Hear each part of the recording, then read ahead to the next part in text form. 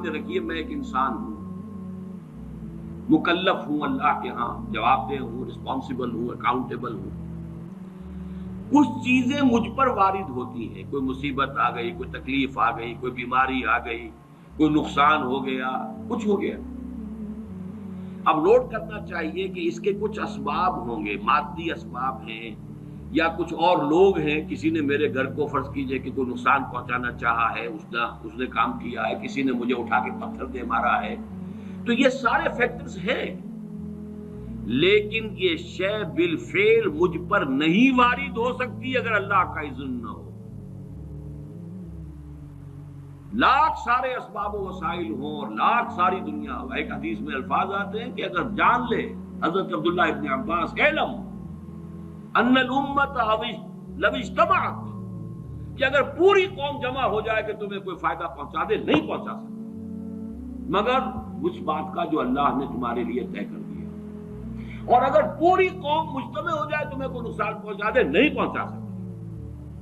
تو یہ اسباب و وسائل جو مجھ پر آ رہے ہیں، ان میں جو ہے فیصلہ کنشے اذن رب ہے۔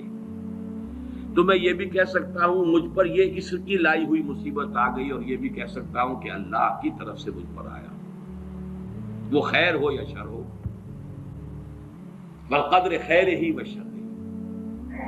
بھلائی کسی نے کرنی چاہیے، اس کا مجھے احسان ماننا چاہیے، اس کا مجھے شکریہ ادا کرنا چاہیے، کوئی بدلہ دے سکتا ہوں تو دینا چاہیے، یہ دنیا کا معاملہ ہوگا۔ اسی طرح کسی نے مجھے نقصان پہنچایا، میں قصاص لے سکتا ہوں، قانونی طور پر مجھے اس کا حق حاصل ہے، لیکن یہ جان لیجئے کہ یہ اچھائی یا بھلائی مجھ تک نہیں آ سکتی تھی بغیر اذن رب۔ تو اذن رب شامل ہو گیا نا، تو میں اس کو شامل کر رہا ہوں، والقدر خیر ہی و شر ہی من اللہ تعالی۔ دوسری طرف میں کچھ کام کرنا چاہتا ہوں، اچھا یا برا جو بھی ہے، یا کوئی میرا منصوبہ ہے بہت بڑا، اب اس میں ایک تو میرا ارادہ ہے جو میرے اندر سے نکلا، ہزارہا عناصر ہوں گے کہ جو اس کے اندر انوالوڈ ہوں گے، بہت سے مادی وسائل اس کے لیے درکار ہوں گے،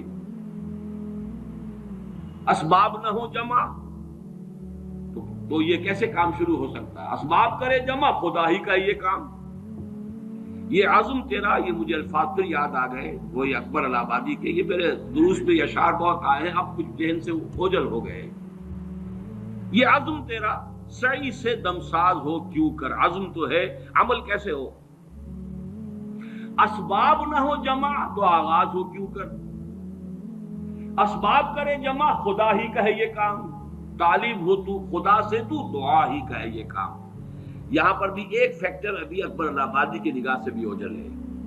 دیکھیے میرا ایک عزم ہے، میرا ایک ارادہ ہے، اس کے لیے کوئی مادی وسائل، کچھ لوگوں کا تعاون درکار ہے، وہ بھی اللہ کے کنٹرول میں ہے، اللہ چاہے گا تو آئے گا۔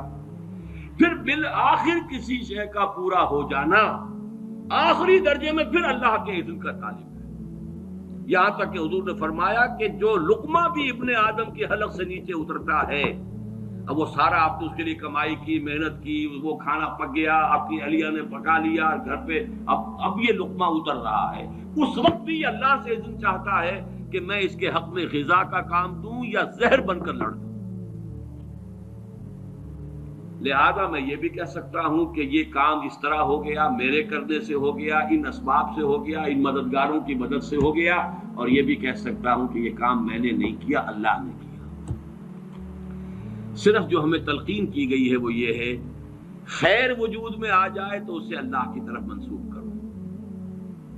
الحمدللہ الذی ہدانا لہذا وما کنا لنہتدی لولا ان ہدانا اللہ۔ کل حمد، کل شکر، کل تعریف اس اللہ کی جس نے ہمیں ہدایت عطا فرمائی۔ ہم ہرگز ہدایت نہ پا سکتے اگر اللہ ہمیں ہدایت نہ دے۔ غلطی ہو جائے تو اسے اپنی جانب منسوب کرو، ربنا ظلمنا انفسنا وان لم تغفر لنا وترحمنا لنکونن من الخاسرین۔ شیطنت اس کے برعکس ہے، خیر ہے تو میری، میں نے کی، اور شر ہے تو اللہ تو نے کروایا۔ فبما اغویتنی، اے اللہ تو نے جو مجھے اغوا کیا ہے، تو اب میں ثابت کر کے رہوں گا کہ یہ آدم اس اکرام و تکریم کا مستحق نہیں تھا جو تو نے اس کو عطا کر دی۔ یہ ہے شیطنت، شیطانیت، اور وہ ہے آدمیت۔ غلط